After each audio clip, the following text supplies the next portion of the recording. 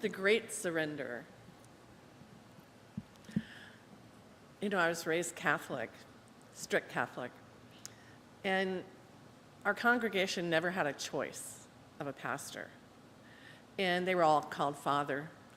And I remember we had this wonderful teddy bear pastor, and he spoke softly, and he was just a gentle giant, and we all loved him. And then we got a new pastor, and they just send them. You don't have a choice, they just send them. And I can't even remember this father's name because I didn't like him very much. He talked very fast, and he was young, and he was enthusiastic, and he just didn't fit the mold, you know. And all I remember is after service, because he would always talk too long, my father would say, "Father was awful windy today." And that's all you could criticize because, you know, they sent the one. So I find it interesting that we get to choose. We all get to choose. And it's very exciting. But the quote that Damien read is really important today. The will of spirit is peace, clear thinking, and happiness. It could have no other will. Should we learn to contemplate those things which are desirable and to forget the rest, we would soon overcome fear through faith. Now, this has been an interesting week in the office because there's rumblings, there's whining, there's questions, there's like, ooh, what if, what if, what if? And I was like, it's all perfect. It's all perfect. So it's important this week and today to surrender to those fears and let them turn into faith. Faith is the ideal, faith in the right thing happening. I looked in Wikipedia about surrender, and it said spirituality and religion means a believer completely gives up their own will and subjects their thoughts to a higher power. Well, that didn't sound very good. You give up your will? Not me. No way. Somebody says surrender, I go, no way. I'm not surrendering. I'm not giving up. But what tends to happen is the ego sometimes says, I really know what's right. I really know what's right. And that's what can get us into trouble. Surrender should not feel like defeat. And so Ernest Holmes, you know, I look at the concordance. It has every word that he wrote in Science of Mind and how many times you find it. And he only used surrender in 2 instances out of that whole book. And the first one was page 222. He refers to healing. If a person has a negative belief that is causing problems in their life, the practitioner talks with them about that to see what is the negative belief that's causing all this trouble. And hopefully, the person will surrender that negativity to faith and love. That type of surrender is very powerful. We are obliterating the negative. If you have a challenge with that, I encourage you to talk to any of our practitioners. This is what we love to do. We love to turn negativity into faith and love. It makes sense. And in that way, we can surrender to a higher truth because it's the truth about who we are, not the truth of some other higher being. It's the truth of who we are, an individual expression of the one. For example, when I wrote the practitioner handbook several years ago, I presented 4 case studies of people that I worked with, changing a few things to protect who they are. But I wanted to share this one with you because it seemed to make a lot of sense this morning. A woman came to me and she was having terrible time with relationships. She has a lot of pain because this person had left her life. Suffering a lot of pain, extreme difficulty in getting the picture of that relationship out of her mind. This person was always there. She'd close her eyes, this person was there. She'd start thinking about it and it would extrapolate into all this pain and suffering that she was experiencing. So as a practitioner, we look for principle. Well, what principle has a lot of negativity on it right here? And the focus of the prayer ended up being on pure love and light because she didn't think she was good enough for a relationship. Not good enough. So when a gentleman came into her life and said, oh, you're awfully beautiful, she took that as I love you, and away we go. Do you ever feel that way? I mean, somebody looks at you and go, I must be in love. This was how this problem with relationships was going. And so her learning to be enough in and of herself was a new concept. And then to do that in the pure light and the pure love that is who we are and what we've been given by God. So after we did the treatment, she wrote me a letter, and here's what she wrote. I have suddenly realized that I want to have a relationship with myself. Now, is that cool? That's a good place to start. So I can better understand my own emotions, and that avoiding this fear that develops when I move too fast in a relationship. I know that one. Moving too fast in a relationship. Oh boy, we set ourselves up, don't we? Yeah, it's interesting. So what she was experiencing is a change in her thinking, and that old relationship just evaporated, because she finally realized she was enough. She didn't have to have someone else in her life to make her happy. So we make conscious decisions and sometimes unconscious decisions. She learned to surrender to this new awareness of the divinity within her. Now, the other place Dr. Holmes used surrender, it was a little bit more like Wikipedia, surrendering to a higher power, but it was not surrendering our will as so much as surrendering our ego. Surrendering the ego. Here's a quote. Love can overcome fear because love surrenders itself to the object of its affection. So we give up our own ego trip and surrender to the higher power and the higher truth that we know we are part of. That's another beautiful way to talk about surrender. Because when we have fear, it's really a belief in limitation. Any fear, he's giving me the high sign, any fear that we have is like something's wrong, and it isn't wrong. Today in this community, we have a whole array of personalities here, and not one person could run this church completely. Not one. It takes a community to do it. In Living the Science of Mind, Ernest Holmes said that we all search for a way to be happy and secure and safe. We all do. And we can find that because the universe would not have implanted that in us if it was not possible. And in his writing, he said, and Jesus showed the way. Jesus said that he that loses his life for my sake shall find it. Now, it doesn't mean really lose.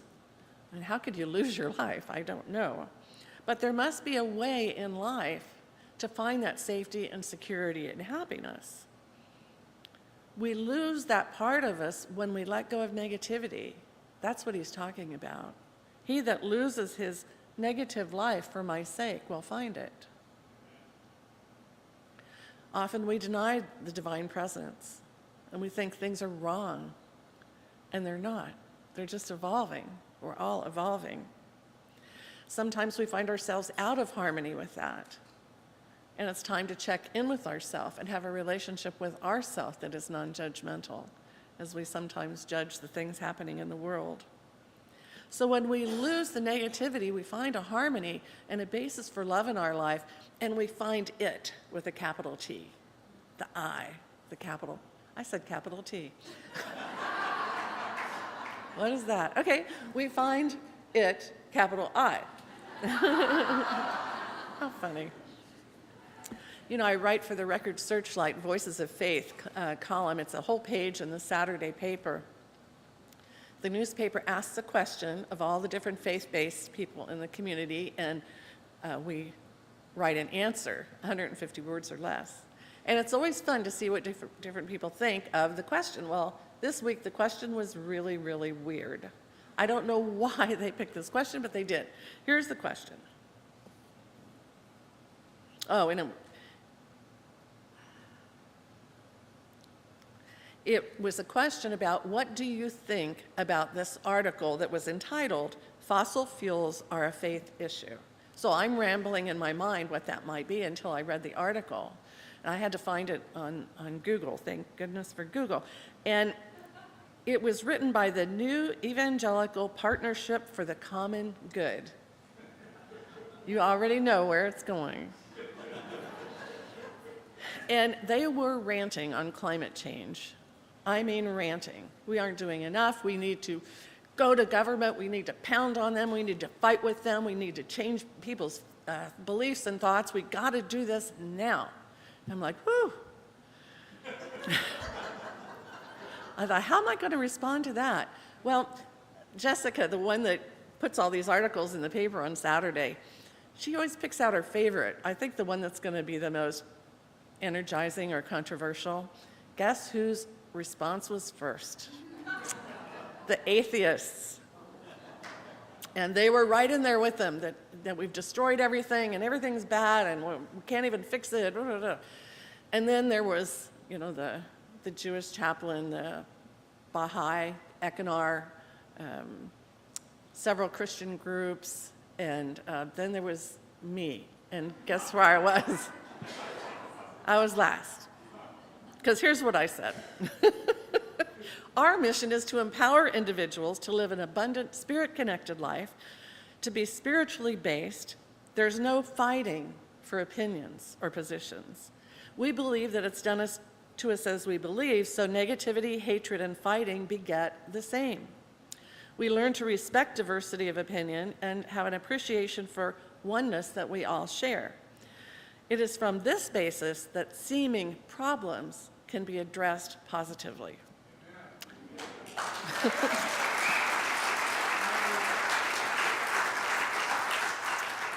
So I was at the bottom. Oh well. A few weeks ago, our spiritual leader, Ken Gordon, was here, a powerful man with a mission. His mission, his goal, is to create a world that works for everyone. And he said, that's really big. Well, obviously, it's really big. Even here in Reading, it's really big. And yet he said, when some people say, how are you going to do that? He said, I have to start with my own life first. If my life's not working, I'm not helping anything. I'm not helping this vision. So he invited every one of us to really look at our own life. Where are we filling it with negativity or judgment? Where are we holding ourselves back from what we really want to do, feel, see, and be? So I've been taking that to heart a lot lately. Is my life working for me? It's a big question, which is why we have so many classes coming up and are inviting you to participate in these spiritual education opportunities. There's 6 or 7 different classes, a whole array of educational tools that will help you in seeing where your life can work better, where you can be happier, where you can find that I do have a niche in the world, I do have a purpose in this world. And I invite you to participate. If you don't have the funds, they're $10 a class. You can be a registrar or you can help with Children's Church with Kay and not have to pay at all. We're trying to make it as easy as possible for you to do what Dr. Ken invited all of us to do.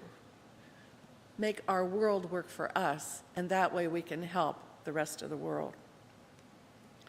When we think about fighting and wars, and knowing that when we focus on that, we just beget more of that, it's time to stop, and it's time to listen to the real essence of truth. This morning, I invite you to offer or surrender any fear you have about this vote. A new minister is a big deal, but this center is not one person. It can't be. It's all of us, and it's all of us participating together. And if you haven't been following how this worked, in December, the board of directors selected a committee to go on the hunt for a new minister. We received 18 applications from around the country and Canada, really, really qualified people. But we were looking for a certain 3, we hoped, 3 that fit our bill. And so today, after the 10:30 service, we're going to be voting, and people have already been voting by absentee. When we opened up the process, we had several meetings of the congregation and friends, and we created a profile form. It's called the Center Profile Form, because we had to say what we were looking for before we would know if we found what we were looking for in a minister. I wanted to remind you of this, because this is really important. There were 4 areas that we specifically desired in a minister: leadership, speaking ability, teaching, and spiritual attributes. In leadership, here's what we said we wanted. We want someone authentic, confident, passionate, competent, who moves into shared leadership with respect and honesty, who's non-judgmental, who empowers others, who's a good communicator. For our speaking talent, we are looking for someone who's articulate, knowledgeable, a speaker who opens us to ourselves and guides us deeper, and who's able to laugh at themselves.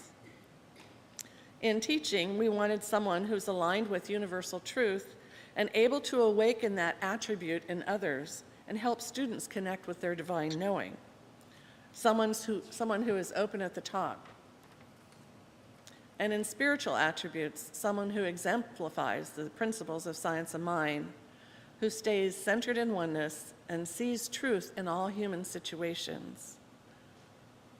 Someone who loves the science of mind principles, but also brings in the wisdom of other traditions, East and West. Someone who's kind, sincere, and grounded. That was our mission. And we found 2 out of 18. These 2 will fulfill that mission. Now they'll fulfill it in different ways, because guess what? One's a man and one's a woman, Mars and Venus. Did you ever read that book, Men Are From Mars, Women Are From Venus? They're different. Look at your husband or wife, we're different. But they're both fully competent in this regard. Reverend Andy's an ordained minister at the Paradise Church. He's been running that church from top to bottom for many years. Reverend Coco is a staff minister at the Agape Church, which is a mega church with 6,000 members, who runs a department that has as many volunteers as our whole church has. Very different, but both very committed to science of mind principles. They both fill these qualifications. He talks a little slower than me. She talks a little faster. Thank God I'm not on the ballot. I'm looking forward to not having a job. And the thing is, if Reverend Sue and I, if either one of us were doing just the job, the one job that we expect so much out of someone, we would need your help, because we both have strengths and weaknesses in different areas. We blend well together and we pick up where the other kind of left off, and it's worked out really well. But together, we're only being paid half of what the new minister's going to be paid. So we are only going to have one, and we need your help to fill in, to support them where they may not have enough experience, because both of them fulfill our requirements of what we were looking for. Now, I know still, no matter how I say that, someone's going to be happy and someone's going to be disappointed. But I invite you to rally, because this center is not one person. It's made up of 18 different SEVA teams, people that come here during the day and do things you would not believe. They clean, they wash floors, they help out in the landscaping. There's people all around. It's our center, not this one person's center. So we all do want peace of mind regarding the center. We want to trust that there's love and there's compassion here. And I guarantee you it will. It will happen, because we will all together make it happen. And that's the message this morning, that we are going to celebrate our spiritual magnificence together in this process, no matter what the outcome. So join me in a treatment for this.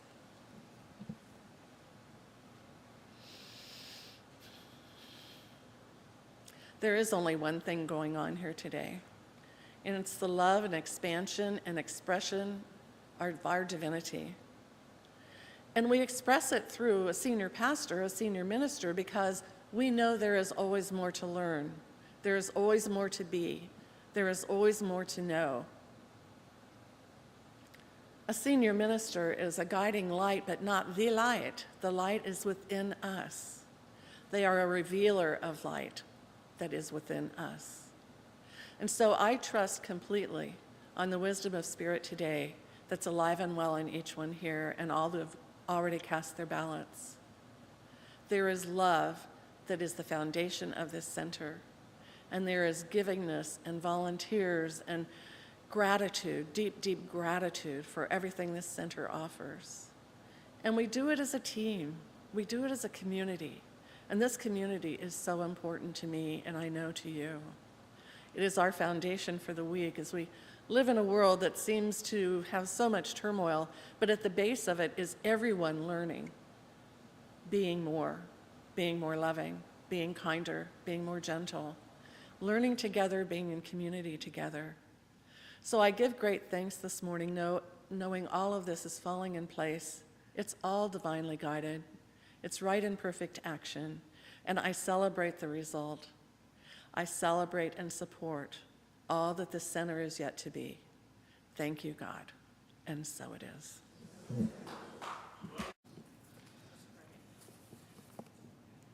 Thank you, Diana. That was really great. The talk this morning is called The Great Surrender. I mean, what a great topic for a day when we vote for a new senior pastor. And this reading from the Science of Mind was so perfect. The will of spirit is peace, clear thinking, and happiness. It could have no other will. Should we learn to contemplate those things which are desirable and forget the rest, we would soon overcome fear through faith. Both are mental. Let us learn to reverse the thoughts of fear and transmute them into faith.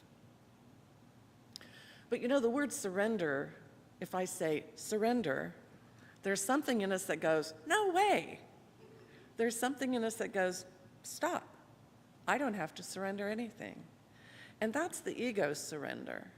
And so that's not really what we're talking about, but if you look in Wikipedia, the dictionary, it says surrender in spirituality and religion means the believer completely gives up their own will and surrenders to a higher power. One gives up. Well, that doesn't feel good either, does it? We don't like to give up what we've received and how we feel about life. And so it feels like in the traditional definition of surrender, somebody has to lose. It's like there's a strong force and then there's a weak force, and the weak force has to surrender. Well, something in me says, no way, I don't want to do that. Because the true definition of surrender in the dictionary is that we'll become less than what we were. Now, in spirituality, we know that not to be true. We are not going to be defeated if we surrender to a higher power, but we look at it a little bit different. I looked up surrender in the Science of Mind text, and there's only 2 instances where Dr. Holmes, who wrote our text, talks about surrender. Only 2. And one of them is on page 222, and it refers to healing. If we have a negative belief that's causing problems in our life, and we go to a practitioner for prayer and healing, the practitioner is going to ask, well, what kind of things are going on in your mind? And when they find the negative reason that's causing the problem, they will invite you to surrender and let go of the negativity and replace that with a positive, life-affirming statement that will shift everything in life. Now, for us, that's surrender. That's what Ernest Holmes taught as surrender. So we're surrendering to the negativity, letting go of that, and embracing the positive, life-affirming thoughts, because the longer we hold on to that negativity, the more it's going to impact our lives. So in the Science of Mind, the first instance he talks about surrender is in healing, letting go of what doesn't work and embracing what does. I wrote a book called The Practitioner Handbook several years ago, and in it I included 4 case studies. They were actual experiences that I had, changing a few things to protect the innocent. But one of the case studies was this. A woman came to me in a lot of pain over relationships. She could not let go of this person that walked out of her life. It was driving her crazy. She had constant pain, constant sadness, constant, what did I do wrong? I'm a bad person. How did this happen to me? You can get the feeling you've probably met someone like that at one point or time in your life. And so the more we talked, I realized the cause of her suffering, it was really her not feeling that she's enough in a relationship. Not feeling like she's enough in a relationship. And so the focus on the prayer was that she is pure light and pure love. She's a divine expression of God. That's what we all are. So I did the treatment, and she went off, and she wrote me a letter. And here's what she said: I've suddenly realized that I want to have a relationship with myself. Ever been there? Want to have a relationship with myself so that I can better understand my own thinking and emotions and avoid all this fear. It's been a lot of hurt and pain because I move too fast in relationships. Aha. Ever done that? Move too fast. Somebody says, hi, you look good today, and you think they're in love with you. No. You can feel that. I moved too fast. Somebody loves me. She said, I'm now aware that I'm making conscious, rational decisions. Isn't that beautiful? And the pain over my prior relationship has totally gone away. I have surrendered to this new awareness. Surrender to the new awareness that she, as an individual, is perfect, whole, and complete, doesn't need to have love or approval from anyone else. The second instance where Dr. Holmes talks about surrender in The Science of Mind is page 405. And I always like to say the page numbers because there's only one person in my life who knows exactly what that chapter is, and that's Chris. You can say a topic and he'll say, that's about page 405 in The Science of Mind. I just get the biggest kick out of that.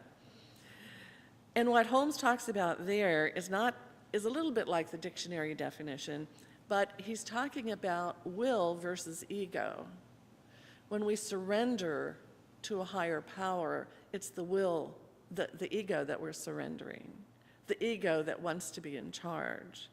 And so here's the quote: love alone can overcome fear because love surrenders itself to the object of its adoration. So we want to overcome fear because fear is a belief in limitation. And this week, I find it fascinating. Who is in fear about hiring a new minister? And it's amazing because this is exactly what we teach, to release fear because it's a belief in limitation. To overcome fear is the greatest challenge of humanity. And it seems to be a bit of a challenge for some of our membership, and I invite you to really think about that. Because fear is planting a negative energy on that choice. You want the highest and best choice. Ernest Holmes also wrote the book, Living the Science of Mind. And in it he says, every person is looking for happiness and security. And that's what we're looking for in a new minister too, isn't it? Happiness and security. We want to feel good when we come here. We want to feel safe. The truth is, the divine intelligence of the universe has made that totally possible. We know that. And we have perfect ways to live happy, secure, and safe through these principles, through these understandings of the power we have within to do that. And Jesus even pointed the way. He said, he that loses his life for my sake shall find it.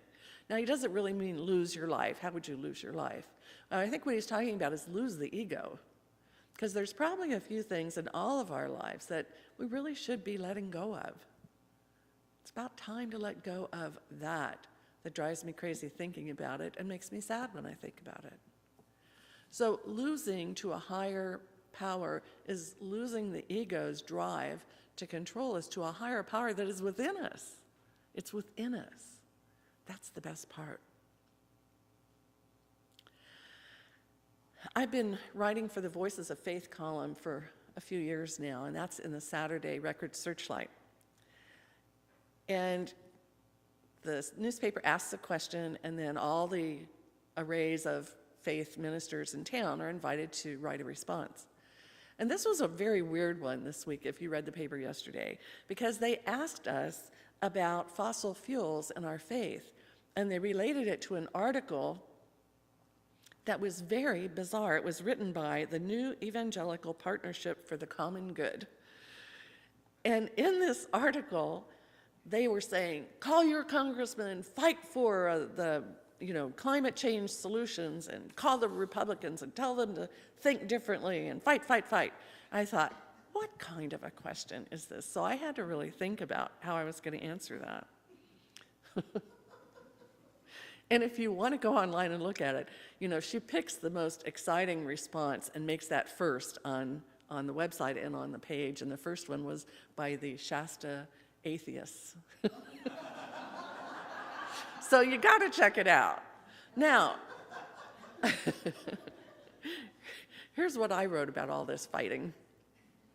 Our mission is to empower individuals to live an abundant, spirit-connected life through sacred service, community experiences, and spiritual principles. When one awakens to a spiritually based life, there is no fighting. There's no positions or opinions to fight for. We believe that it's done unto us as we believe. So if we go out fighting, guess what we beget? More fighting. So we learn respect for diversity of opinion and for the appreciation of oneness that we all share as creations of the infinite intelligence. It's from this basis that positive results can be addressed. How did I say that? It's from this basis seeming problems can be addressed with positive solutions. Now, guess where my article was? It was the last one. How did you know that? Save the best for last. Yeah, this fighting just creates more fighting. Hatred creates more hatred.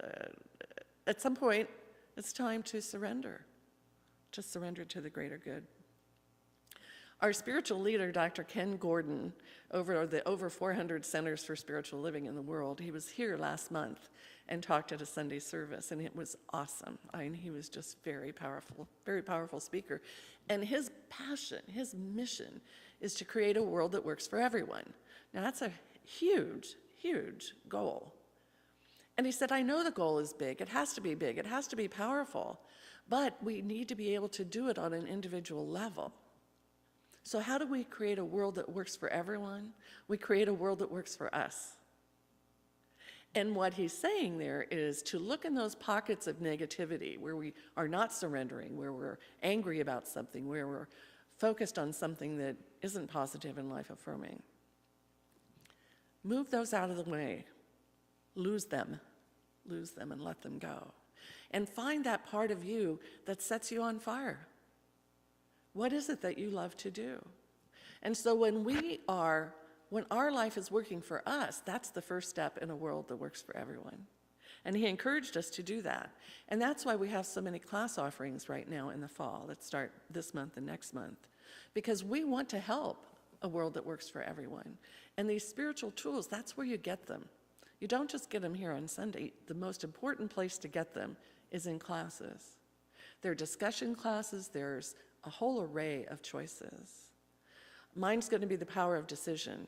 And if you have any place in life where you're challenged making decisions, this is the class for you. And each one of them is very specific in that way.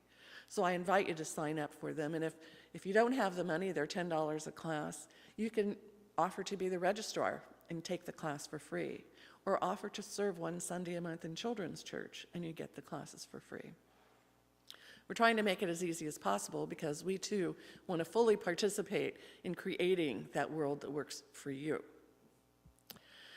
So this morning I invite you to surrender any fear you have about the new minister. And for those of you that have not followed this, like our guest this morning, in December, the board created a committee to search for a new minister, and we took applications, and we received 18 applications, wide array of people from all over the country and Canada. And the committee went through each one, and each candidate was invited to answer 4 pages of questions. We really put it to them. And so we narrowed it down to 2 people who we invited last month to speak, and they did. So today, after the 10:30 service, we will finalize the vote and see who the congregation has chosen. And you know, I kind of remember when I was growing up, Catholic, very, very strict Catholic, and at our church, we never had a choice. The church would just send you someone. And I'll never forget Father Bernard, big guy, teddy bear, wonderful man, spoke softly, never spoke too long, and everybody loved him. And then here came Father, I can't even remember his name, but he was a fast speaker, and he would always talk too long, and my dad would say, Father was very windy today. But we didn't have a choice. It was just, this is it. And so I find it so much fun that you have a choice. We all have a choice. And yet the 2 candidates can't be any different. I mean, there's one's a man and one's a woman, Mars and Venus. I mean, that's a big choice. You know, we've had a woman minister here for many years. And so that's a big choice. And then Reverend Andy's from Paradise. It's a bit smaller church, but he's been the minister there for quite a while and knows how to run the business from A to Z. But he talks a little slower. And Reverend Coco, her first name's actually Coral, Reverend Coco's a dynamite, talks faster. So, but they both love the Science of Mind teaching. They are passionate about the Science of Mind teaching. So you have to vote for the one that speaks to your heart. But the committee knows and trusts that these two offer what you've been looking for. They just come in a different package. When we went on this big search, we filled out a church profile form, quite long. But the first thing was, what are you desiring in a minister? And we captured all of your opinions. We had several congregational meetings, several meetings, and here's what you said you wanted. You wanted leadership, speaking ability, teaching ability, and spiritual attributes. And in the leadership, you wanted someone who's authentic, confident, passionate, with integrity, and does shared leadership with respect and honesty.